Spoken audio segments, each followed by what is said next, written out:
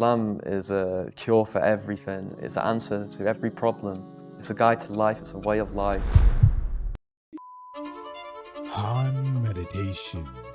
Hello guys, I am Han. This is Kelly. Hi everyone. Kelly has a slightly different look today, and so do I. I had a slight allergic reaction in my lip, so Kelly will probably be doing most of the speaking today. Probably. Oh we'll see.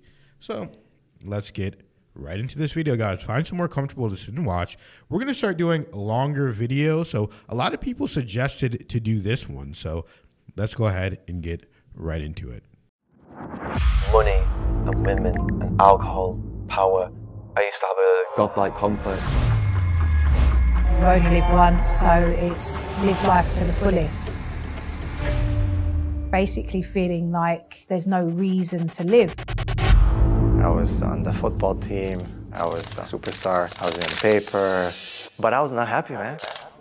Because I wanted to show people why Islam was a danger as a religion, and in the end I decided to write an anti-Islam book. Because today everybody feels challenged. We don't know what to do. We're frustrated. People are emotional. They don't have answers. And it leads to depression, it leads to anger. I see his character, I see the way he treated other people, I see how he treated his enemies. I think he is a prophet.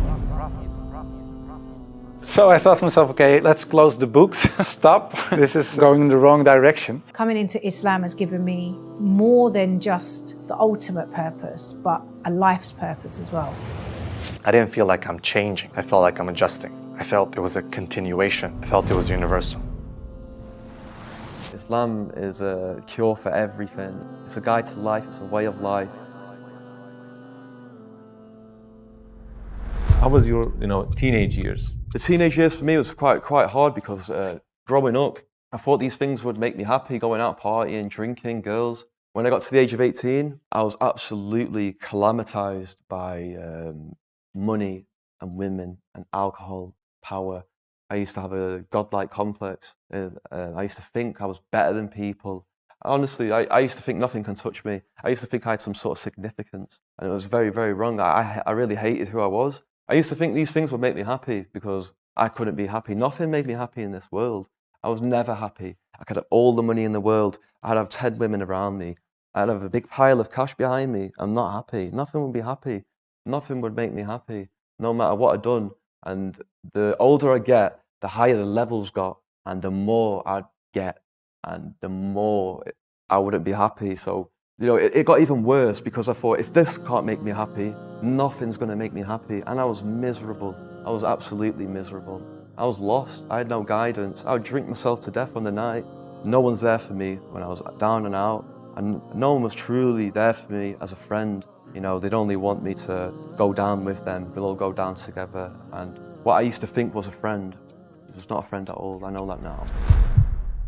What was your purpose before Islam, and what is it after Islam? My belief system was that, YOLO, as we call it in the UK. You only live once, so it's live life to the fullest. The problem with that lifestyle is that there is no purpose. And so when there's no purpose, you fall into that kind of existential crisis of basically feeling like there's no reason to live. And I did get to that point a lot in my earlier life, where it's kind of like after the lights have dimmed and after the party stops, then what's the purpose of life? So Islam gave me not only a purpose in the next life of being able to attain long-lasting happiness in Jannah, but also Allah's given me gifts that I can use in this life, my voice being one of them, my interaction with people being another. So I think coming into Islam has given me more than just the ultimate purpose, but a life's purpose as well. What else happened that attracted you more to Islam? I remember hearing the Quran for the first time, and it was just so fascinating, so attracted to it, that I don't know what it says. I have no clue, right? I don't understand Arabic at that time. but it touched me, the recitation. And I felt when I understood Islam that it was not something new. I felt it was universal. I felt it was a continuation. I didn't feel like I'm changing. I felt like I'm adjusting. Knowing all the prophets, knowing the Old Testament, the New Testament, I felt like Islam was just the last testament. And then finally realizing that Islam is just the continuation of the same message. It makes sense. It's like it was La ilaha illallah, Musa Rasulullah, Isa Rasulullah, Nuh Rasulullah, Ibrahim, and now it's La ilaha Muhammad Rasulullah. Same, there's one constant, which is La ilaha, and there's variables. The prophets changed. It's perfect. It's the only thing that makes sense. You have been to Umrah many times, but when you went to Umrah for the first time, what was the thing that affected you the most and why? When I went to Masjid al-Haram, so many people in one area, all races, all colours, every single country, and I knew this was the answer. The people were here for the pilgrimage for Allah. Not like the Vatican, the people were there to see the Pope or Colossus, but it was there for God. These are true pious believers, and it was a cure, an answer for racism. It's world peace, and that was the big moment for me. Islam is a cure for everything. It's an answer to every problem. It's a guide to life, it's a way of life.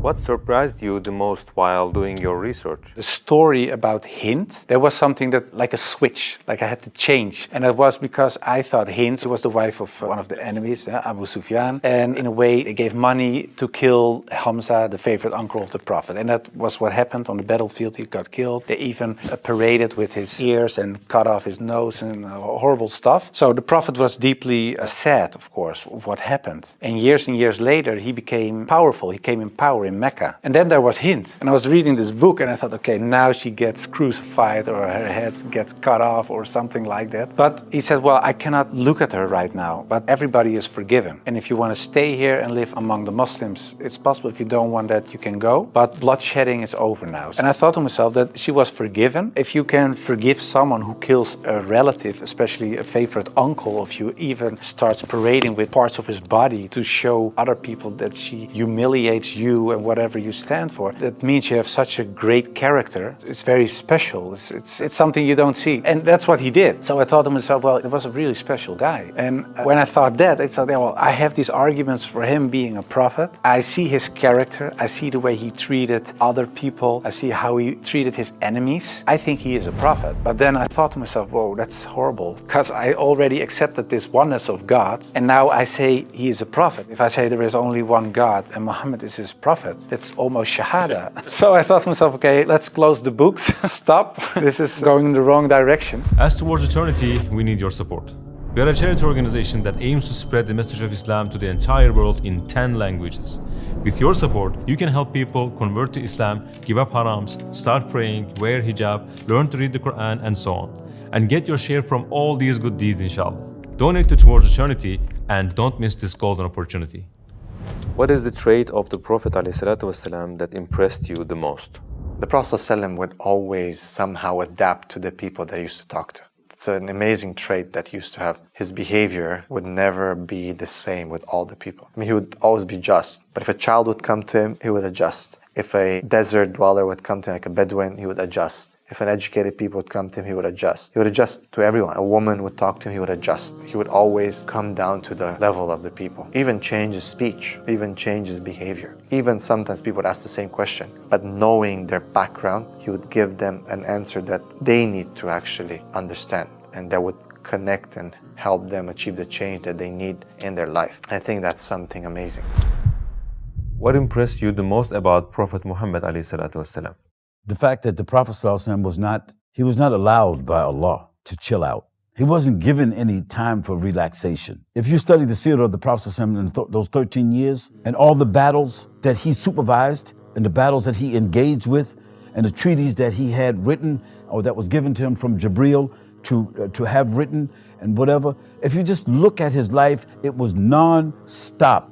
And it's just unbelievable how that rate of activity consistently on an individual whose job it was to deliver the message, regulate the people, act as a judge, act as an arbiter, inspire the people, educate the people, be a warrior, a general, a head of state, a husband, a friend. How does he do that? It's because of the wahi. It's because God mandated that. And of course, I wasn't that anti-Islam anymore because of what I read, what I saw, and what I experienced. What I tell you now, it sounds a little like a fairy tale, but it really happened. In the end, there were all these books at the table, and when I had this feeling of, yeah, okay, this is shahada in a way, I thought, well, I put all the books away, and I put the books on the highest shelf, but there were so many books that a lot of books fell off the shelf. And one of the books that fell off the shelf was the Quran. And when I picked it up, my hand was on a page with Surah 22, Ayat 46. And it says, it's not the eyes that are blind, but the hearts.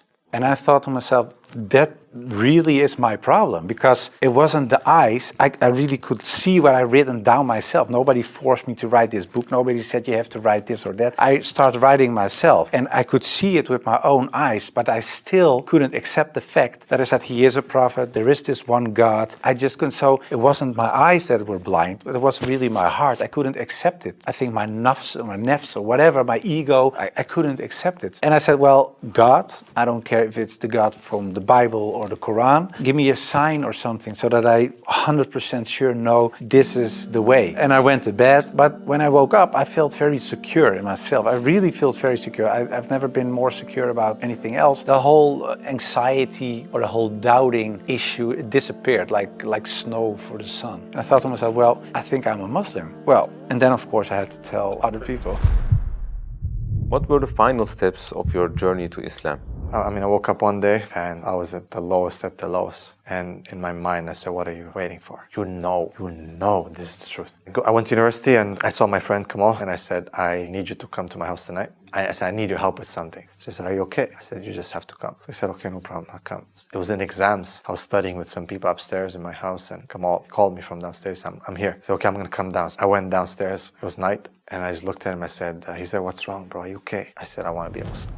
And he said, he said, I knew it. He said, I knew it. I said, what do you mean? He's like, remember that long tarawih that we prayed together? He said, in sujood, I was praying all life. This guy is looking for you. Guide him to Islam. Let him embrace Islam. And he just said, repeat after me. I already knew what I have to say. When I said my shahada, I felt that heaviness being lifted from me. Just by saying those words, the way I slept that night was just different. If you had a chance to speak to all the non-Muslims in the world, what would you like to say if you had just 1 minute? Oh, you sitting at home now, you have times when you don't know why you're alive. You have times of sadness and loss and grief, and the fun just isn't working the way it used to. You have pain, and maybe sometimes you don't know why you're alive, and you want to ask somebody to help you, but you don't know how to ask, and everything feels like it's strange and unreal. God is one. When you feel like this, look at a rose in the garden and think that it makes scent for us. When you feel like this, look at the bees and just think how amazing that honey is so tasty, and it's also a healing. We give it for sore throats. Just think about how nature is there for us and how beautiful it is that the rain goes into the ground, into the roots of the trees, and then the trees grow a leaf or a flower, and then that flower becomes fruit that we can just eat, and it has goodness for us, and feel the loving and benevolent presence of your Lord. Be sincere. This is probably the most difficult thing in everything you do. Every book of hadith starts with this hadith. إِنَّمَا الْعَمَالُ بِالنِّيَّاتِ. Every action is according to its intention. Because it is intention, sincerity, ikhlas. As Sufyan al-Thawri rahimahullah said that مَا وَجَدْتُ شَيْءٍ عَلَيْهِ أَشَدُّ مِنْ نِيَّتِي. I didn't find anything more difficult upon me than my intention. Sincerity. If you're sincere, if you really want God, you want Allah, you'll find it. You'll find it. So if you're sincere in anything you do in life, I think in the end, the outcome is always going to be positive. I would tell them there has to be purpose behind the normal kind of daily grind of life. This isn't it. And if you think this is it, then that has to be the saddest conclusion that anyone can come to. Because this life is a roller coaster. It's full of trials, it's full of hardship, it's full of difficulty, it's full of injustice, sadness. So if this is it, then why were we created? I would invite them to think. I would invite them to consider the cycle of life, to take a flower, to look at how that flower grows from a seed and blossoms into something beautiful, and then wilters and dies again. I would invite them just to stand in front of the ocean and to look at the depths of the ocean and that life exists in the darkness of the ocean. To take a leaf and look at the intricacies of the design of one single leaf and to ask themselves, where did this come from? Where did this come from? What is the purpose of this leaf? What is the purpose of this flower? What is the purpose of the ocean? And then to think, I too am a part of that creation. So if there is a purpose of a leaf and the purpose of a flower, then what is my purpose? That's what I would ask them. I would say, as a people, we need to learn how to think. So we get so caught up in living that we don't think much like, what are we living for and why are we living? And sometimes you have to pause life and stop and think. Don't get influenced just by your heritage. It's like, because I'm born in England, the Church of England, I'm going to be a Christian. That means if I was born in Israel, I would have been a Jew. So it's not about what's the truth. It's just about what I inherit.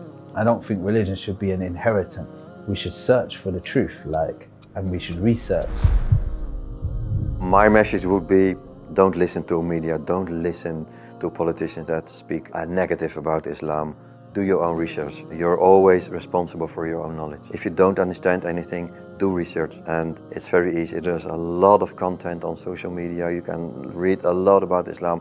Go to a mosque, speak to an imam, go to Muslims, talk about this religion, and just don't follow blindly what the media and politicians are telling you. Do your own research, and then you will find out, inshallah, that Islam is the solution and Islam is the truth.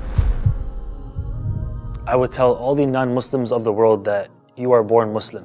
You are born knowing that there is a higher power. It's the best feeling in the world when you finally revert to who you were on your first day taking a breath on this earth. When you were Muslim, it's the best to revert to that kind of mindset because it's who you are naturally. We all know that there is an afterlife. We all know that there is a God, and it's through the teachings and people and society that we kind of stray away from that. So I want you to see Islam as not some sort of abstract, different, pushed off to the corner kind of cultural concept, but instead Islam is a universal message for all of mankind. To be Islam, you just have to believe that there is one God and Prophet Muhammad, peace be upon him, is his last and final messenger. That's all you have to believe.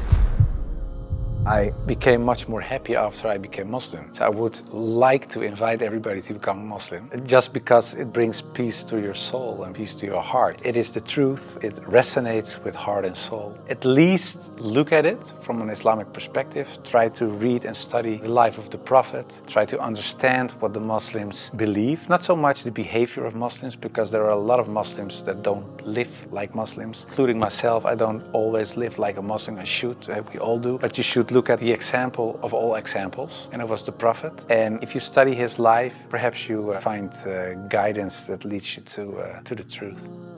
Wow. I like really that guy said he doesn't always live like a Muslim because he's keeping it real. Yeah. And, again, I had an allergic reaction on my lip, so if I sound a little weird, that's why. But we're going to go ahead and go through this. So, one guy said he's not happy. He said he wasn't happy. He had it all. He had money. He had women next to him. He had cars, all this material items, but he still wasn't happy. Mm-hmm. Then the next woman came on. She said she had no purpose. She was living day-to-day life with no purpose. Mm-hmm. And then we have, someone saying, it's a continuation of the same message. It makes sense. Yeah. And that's what I always said. It makes perfect sense. It's a continuation of the message, and it makes absolute sense.